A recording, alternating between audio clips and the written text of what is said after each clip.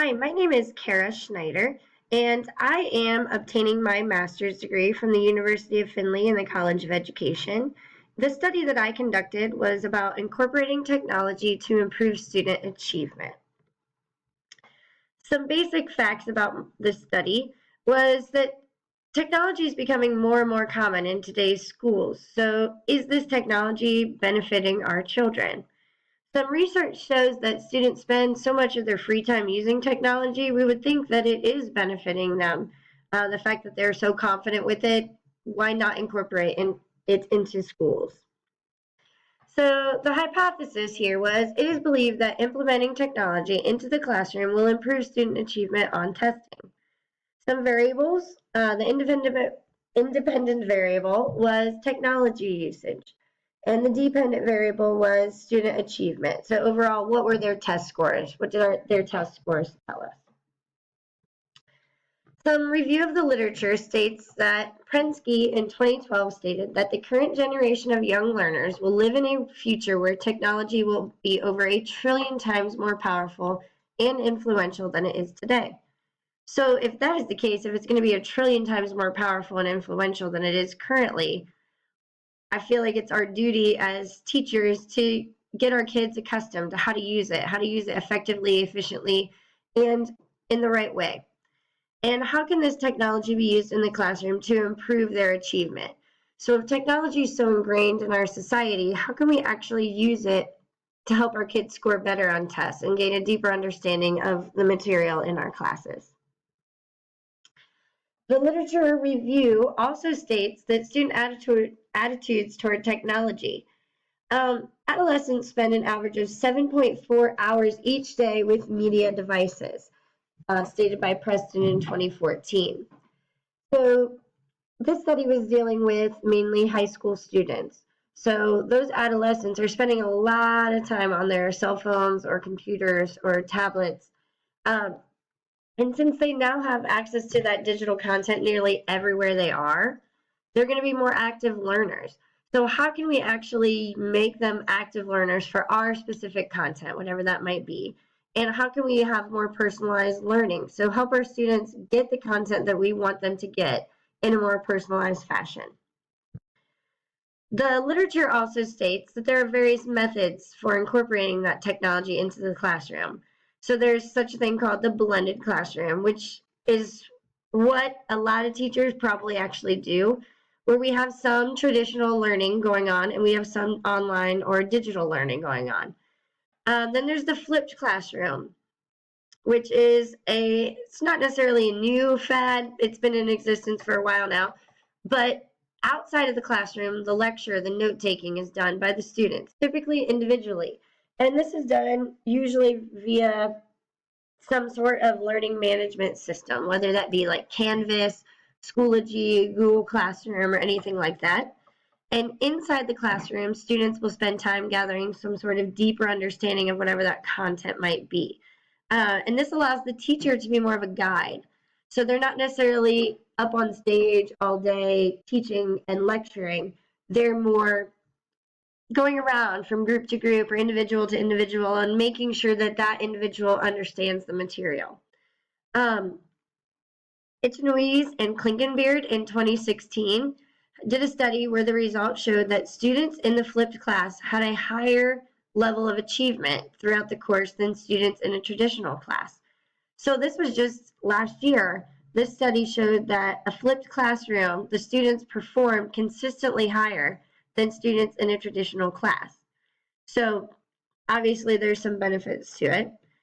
And then you have your online learning, which is where a student typically will probably be on their own in some sort of online classroom where they might have a different teacher for each subject. If they're in high school, or they have a teacher online, and they will take all the learning takes place in their own home in front of the computer. Teacher curriculum assistance and design. College teacher programs should probably offer some courses on digital curriculum design. I graduated several years ago, and I know when I was in class, we did not necessarily have a class designed specifically for high school science teachers on how to implement technology into our classroom. Today, some colleges may have that, but it's believed by Williams and Casale in 2014 that teacher education program curriculum should include instruction on how to select, create, and implement online-based content-specific resources, instructional strategies, as well as assessments. And they should be able to build relationship with students to determine the best strategies to teach them and help them develop and grow as a teacher. Many teachers feel that they lack knowledge in how to implement technology appropriately. Delgado found in 2015 that only 40% of teachers say they use technology often. So that's over half the teachers rarely use technology. And there's a generational gap there when these students, specifically elementary students, have never lived in a world without technology gadgets at their fingertips, and then they don't have anything at school to keep them motivated or interested. There is kind of a gap there. Teacher professional development using technology effectively and efficiently. We need to have more of that. If teachers are expected to use technology in their classroom, they need to be trained in it. So it takes a strong technology department as well as supportive staff, administrative staff, principals, superintendents. They need to be supportive of those teachers so they can help their students implement technology. The research sample for this specific study was done in 3 different high school chemistry classes in Northwest Ohio, semi-rural school. There were 3 classes that were the control group, meaning that everything was done like a traditional classroom, pencil and paper. And 3 classes were the experimental group, which everything implemented via technology. There were a total of 128 participants in this study. 56 students were in the experimental group. There were 25 female and 31 male. And there were 72 students in the control group. There were 32 female and 40 male. The procedure. The main part of this study was obviously how the teaching took place, how the education, how the learning take place. The control group was taught using those traditional teaching methods. So the teacher stood in front, administered the lecture, students took notes via pencil and paper. They were also tested using those traditional paper and pencil methods. The experimental group, everything was taught digitally via screencasts or videos, and they were tested using the online learning management system. So all of their tests were electronic. How this procedure occurred was all classes, all 6 classes, all 128 participants in the study were given a pre-assessment. That pre-assessment was scored and those scores were recorded. At the finality of the unit, which lasted about 25 school days, the post-assessment scores were given, or the post-assessment was given, those scores were recorded. And this was to assess how much did each student grow.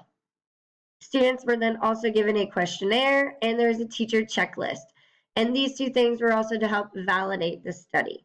So the questionnaire kind of used student opinions, their feeling about technology in general, and their feeling about technology in a classroom. And the teacher checklist was used to just make sure that the implementation of technology was actually taking place. So the results of the study show the pre-assessment, there were no students in either the group A or group B, the experimental and control group, that scored in the highest third as far as 100% scale goes. There were very few students who would score in the medium, so from 36 to 64%, and there were a very high number of students that scored in the very low percentage, below 35% or lower, which was expected. This was a pre-assessment, and this was over a unit of chemistry that they had not discussed. The results of the post-assessment are found in Table 2.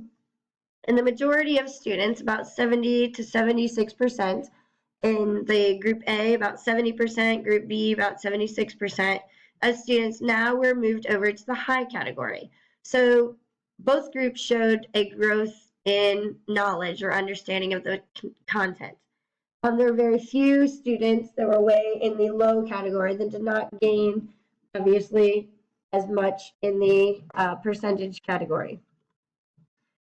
The average scores, so the results on the post-assessment, there was a 0.47 difference in the post-assessment scores between the 2 groups. with the control group actually scoring slightly higher as far as the average goes. So therefore, we can say there's no significant positive or negative difference between the experimental and the control groups. This is what the questionnaire looked like. If they strongly agree all the way to strongly disagree with these statements, so their attitude toward technology. So questions were, I enjoy using technology. I avoid using technology. I think using technology takes up too much time. Completing assignments online was helpful to my learning. I would have learned better using normal paper and pencil method.